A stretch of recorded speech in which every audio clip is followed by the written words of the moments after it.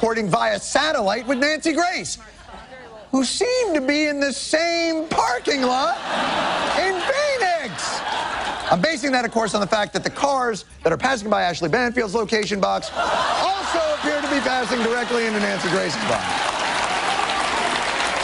In consumer news, economic factors may take some spring out of the Easter Bunny's step this year. Economic factors may take some spring out of the Easter Bunny's step this year. Economic factors may take some spring out of the Easter Bunny's step this year.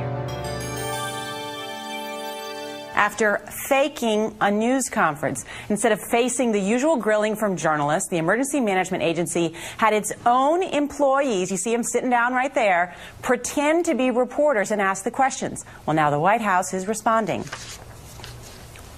It is not a practice that we would employ here at the White House, or that we certainly don't condone it.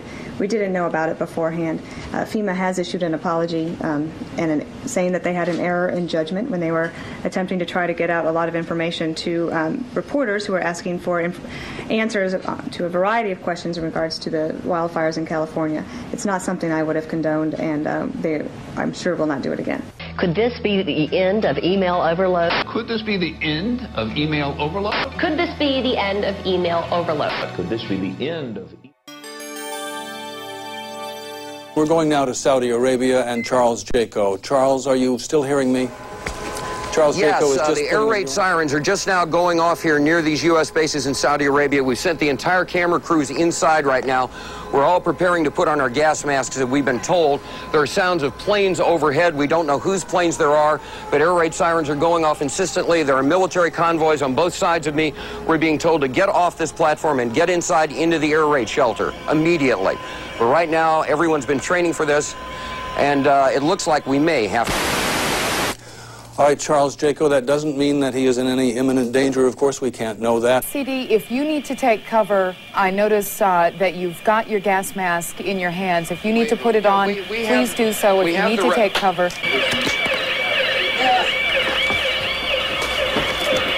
People are looking up in the skies, scanning the skies to see what they can see. Hi, Atlanta. We're about to have a short course in missile identification. This is a Scud. You can tell it by its distinctive label. Now, when the missile is launched, the first thing you look for is the plume sticking out behind it. Now, when you detect this, you can tell it's been launched. Thank you. See the graffiti on it? Yeah, show me graffiti. Larry King show or bust. Je suis un journaliste américain. Wolf. Wolf. Wolf.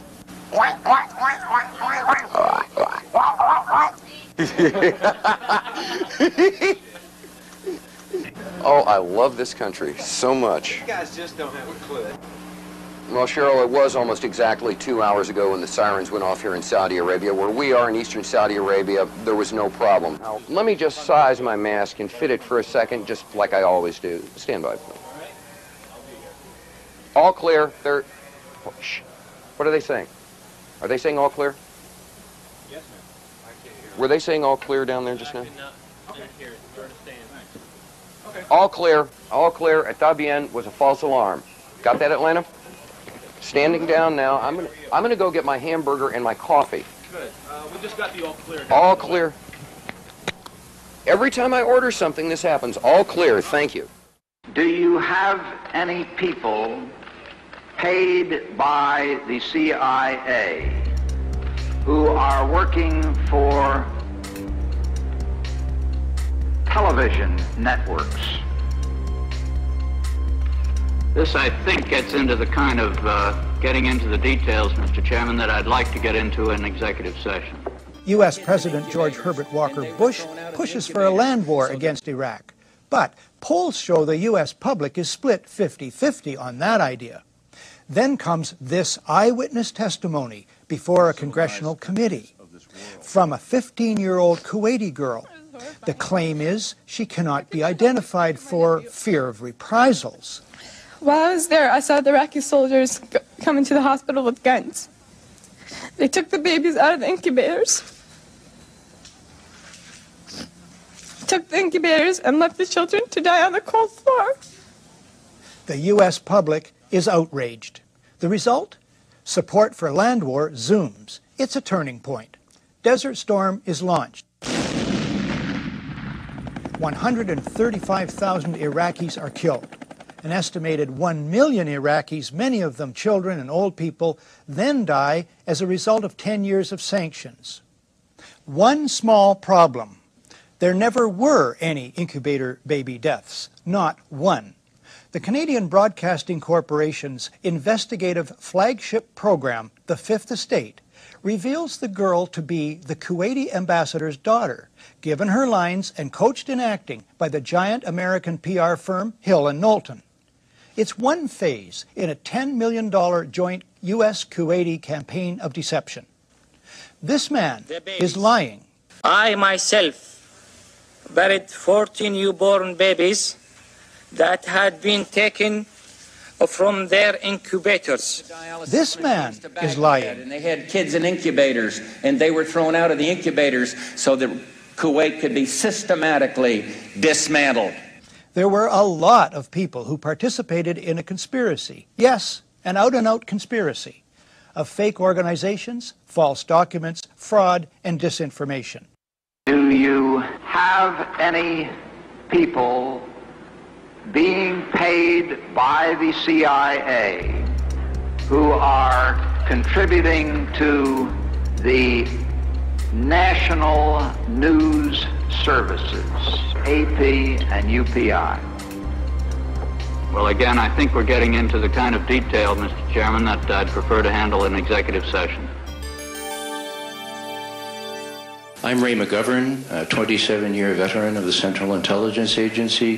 Why did you lie to get us into a war that was not necessary and that has caused these kinds of casualties? Ruh-roh. First of all, I haven't lied.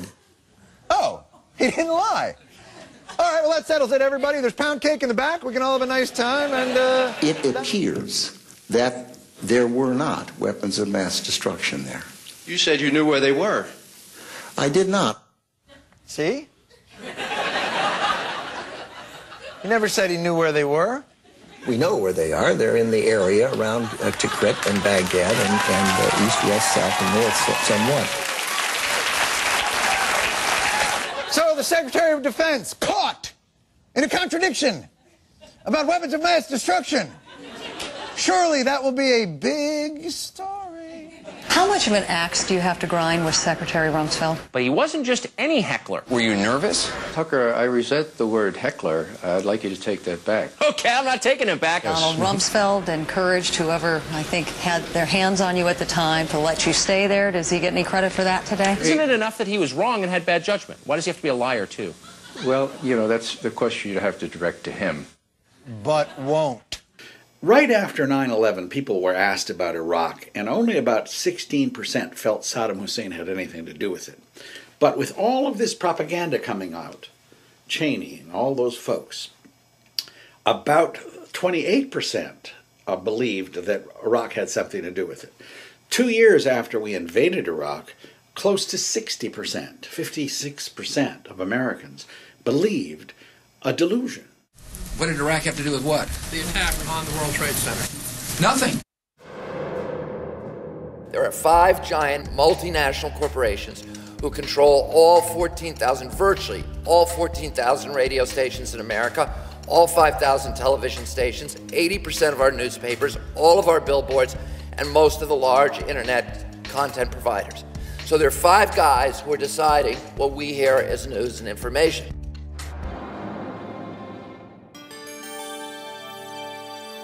Iraq's continued defiance of the community of nations presents a challenge which must be addressed. Presents a challenge which must the member be addressed. For Grindler? It is inherently dangerous to allow a country such as Iraq to retain weapons of mass destruction, particularly in the light of its past aggressive behavior. That's right. If the world community fails to disarm Iraq, we fear that other rogue states will be encouraged to believe that they too can have these weapons. Whitney Houston died in a swimming pool. She had more than twice as much coverage on primetime TV than 250,000 people who died in Haiti. Lance Armstrong was involved in a doping scandal. Oh, my God. almost 3 times more attention than we gave to the death of 250,000 people in Haiti. So 3 years after the Haiti quake, there are 378,000 Haitians who are still living in tents. Our Wolf Blitzer is not covering that story, okay? He's busy trying to entertain us. So now with Pawlenty dropping out, Rick Perry dropping in, and Michelle Bachmann and Ron Paul dominating the Ames straw poll, we got ourselves a race. We have a top tier. It is Mitt Romney, Rick Perry, and Michelle Bachmann. We have a new top tier, and it's Perry, Mitt Romney, and Bachmann. There's now a top tier in this race, at least for now, of Romney, Perry, and Bachmann. I mean, I think that's fair to say. Really fair to say? You're not forgetting, I don't know, anyone, say an ideologically consistent 12-term congressman who came within less than 200 votes of winning the straw poll? Isn't anyone going to give that gentleman a little love? There's a top tier now of Bachmann and Perry and Romney, and, you know, we haven't mentioned, and we should. Thank you. We haven't mentioned, and we should, Rick Santorum, who did really surprisingly well for the amount of money and resources he had. Rick Santorum? He didn't get half of what Ron Paul got. He lost to the guy who lost so bad he dropped out of the race. Santorum? We're looking at Mitt Romney, who continues to be the front runner, but we have Rick Perry as well, and now Michelle Bachmann. Let's not count out Jon Huntsman, though. What? Jon Huntsman? Huntsman got 69 votes. If all of Jon Huntsman's supporters met at the same Ames, Iowa Quiznos, the fire marshal would say, yeah, that's fine, no problem. There's still some tables open in the back. Huntsman was the only Mormon running in the straw poll, and he came in second amongst Mormons. And by the way, this pretending Ron Paul doesn't exist for some reason has been going on for weeks. A new Gallup survey showing Rick Perry running second to Mitt Romney, knocking down Iowa favorite Michelle Bachmann to fourth. Behind who? Fourth behind who? How did Libertarian Ron Paul become the 13th floor in a hotel? Why? What's wrong with... He is Tea Party patient zero. All that small government grassroots business, he planted that grass. These other folks, they're just moral majorities in a tri-cornered hat. Ron Paul's the real deal, and Fox News should love this guy. But watch the disconnect between the debate moderators at Fox's Thursday debate and the debate audience. Iran does not have an air force that can come here, just like we did in Iraq. Build up the war propaganda. There was no Al-Qaeda in Iraq, and they had nuclear weapons, and we had to go in. I'm sure you supported that war as well. Yeah. Okay. It's time we quit this. It's time. It's trillions of dollars we're spending on these wars.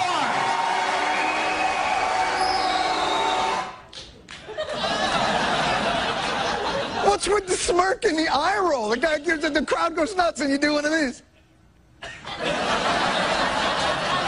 There goes crazy Uncle Ron, babbling about the unsustainability of multiple wars. Boop, boop. He's the one guy in the field, agree with him or don't agree with him, who doesn't go out of his way to regurgitate talking points or change what he believes to fit the audience he's in front of, and you're treating him like if this were Celebrity Apprentice, he'd be this guy. By the way,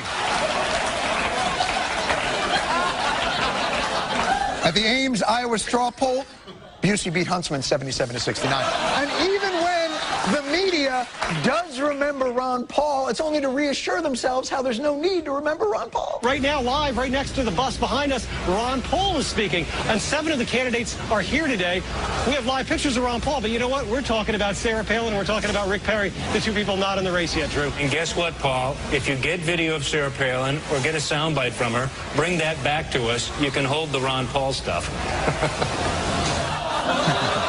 Your administration continues to make the use of video news releases, which are prepackaged news stories sent to television stations, fully aware that some or many of these stations will air them without any disclaimer that they are produced by the government. Comptroller General of the United States this week said that raises ethical questions. Does it raise ethical questions about the use of government money to produce stories about the government that wind up being aired with no disclosure that they were produced by the government? There is a Justice Department opinion that says these pieces are within the law so long as they're based upon facts, not advocacy. Jane, what more can you tell us about the Salomon Brothers building and its collapse? Well, only really what you already know. Details are very, very sketchy. As you can see behind me, the Trade Center appears to be still burning. We see these huge clouds of smoke and ash, and we know that behind that there's an empty piece of what was a very familiar New York skyline. 1,500 people are being treated.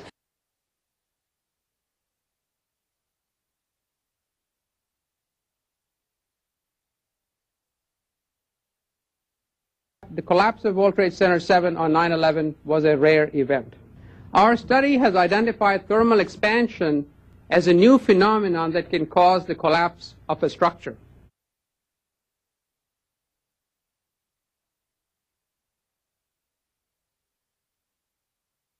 I scream, you scream, you know the rest. I scream, you scream. You know the rest. I scream, you scream. You know the rest. We received an order from one of Murdoch's apparatchiks, if you will, that we should cut away from our newscast and start carrying a fawning tribute to Ronald Reagan that was airing at the Republican convention. We were stunned because up until that point we were allowed to do legitimate news, and suddenly we were ordered from the top to carry propaganda, carry Republican right-wing propaganda. The U.S. State Department calls him one of the most significant financial sponsors of Islamic extremism in the world. Supposedly, a CNN reporter found Osama bin Laden, took a television camera crew with him. He is a major terrorist financier. Went into Osama bin Laden's hideout. We are put in a minivan with curtained windows and drive west. As night falls, we move to a four-wheel drive vehicle that makes its way up a rough mountain path past checkpoints manned by heavily armed men. Interviewed him and his top leadership, his top lieutenants and colonels and generals in their hideout. Mr. bin Laden, you have declared a jihad against the United States. Can you tell us why? The U.S. government has committed acts that are extremely unjust, hideous and criminal through its support of the Israeli occupation of Palestine. And we believe the U.S. is directly responsible for those killed in Palestine, Lebanon and Iraq. This is a CNN reporter with a camera crew. And he came out and told everybody, within 3 weeks, Osama bin Laden is going to attack the United States and Israel. Now, don't you think that's kind of strange, folks? You see, because the largest intelligence apparatus in the world, with the biggest budget in the history of the world, has been looking for Osama bin Laden for years and years and years, and can't find him. Some doofus, jerk-off reporter with a camera crew waltzes right into his hideout and interviews him. Now, that tells us two things. Either everyone in the intelligence community and all of the intelligence agencies of the United States government are blithering idiots and incompetent fools, including the entire apparatus of the FBI and all of their personnel, or they're lying to us. They're not looking for him at all. I suspect your research has discovered the memoranda that were written by John Moody and by Roger in terms of setting the tone for the day.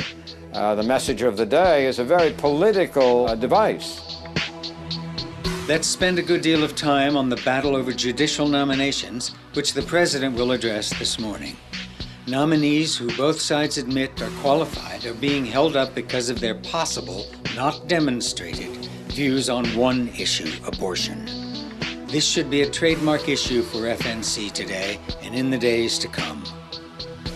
There was nothing covert about the way the managing editors in New York or Washington operated. They made it perfectly clear what they expected from us. The so-called 9/11 Commission has already been meeting. This is not what did he know and when did he know it stuff. Do not turn this into Watergate. Every morning there was a detailed list of subjects to talk about, not talk about. Kerry's speech on the economy at Georgetown is likely to move onto the topic of Iraq. We should take the beginning of the Kerry speech and see if other news at the time is more compelling.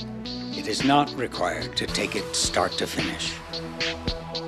They were just actually issuing edicts to the reporters to control what they could say and how they could say it.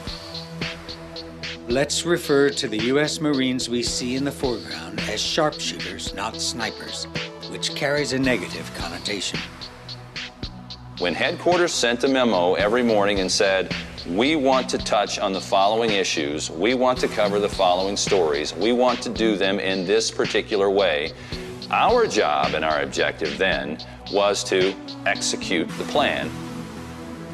The pictures from Abu Ghraib prison are disturbing. Today we have a picture, aired on Al Arabiya, of an American hostage being held with a scarf over his eyes, clearly against his will. Who's outraged on his behalf? So here's just a segment of stuff that will never appear on American television.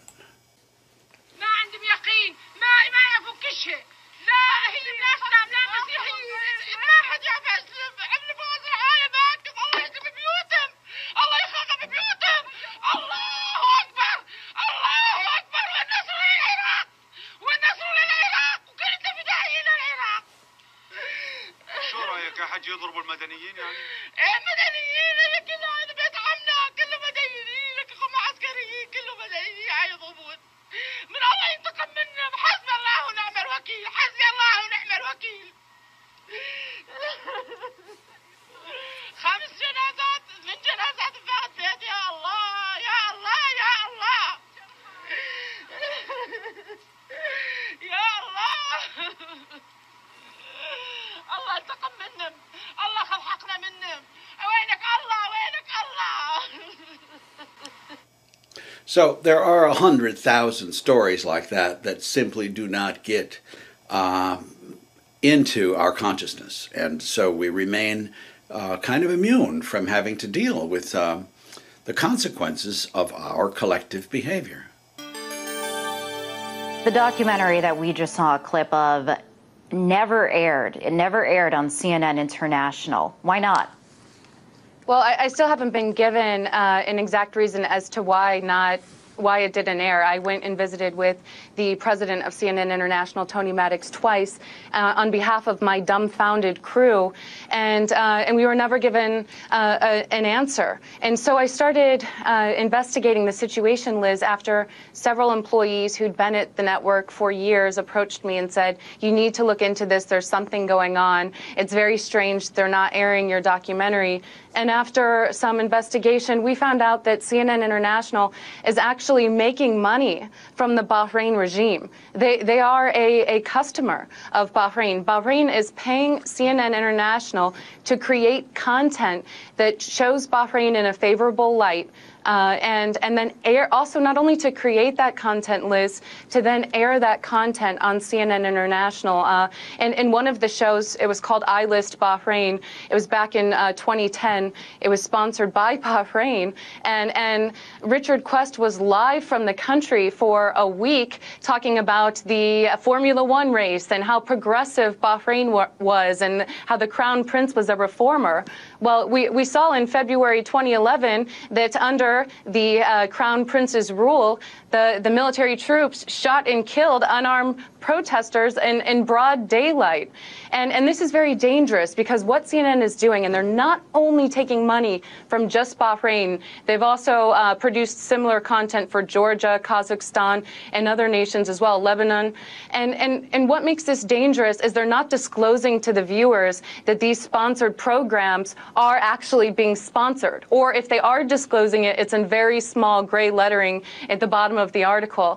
Whether it's CNN or CBS or NBC, it's all fiction. People making the junk know that. The viewers suspect it, but where are they going to turn to?